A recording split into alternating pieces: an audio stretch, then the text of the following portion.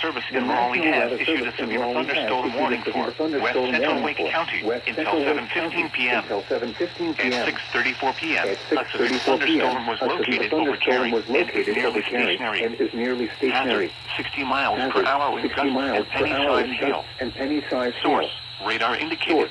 Impact, expect damage to roof. Sighting, entries.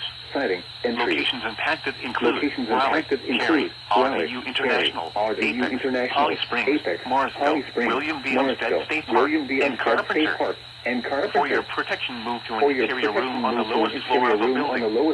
Repeating, a severe thunderstorm warning has been issued until 7:15 p.m. for the following county, Wake, North Carolina.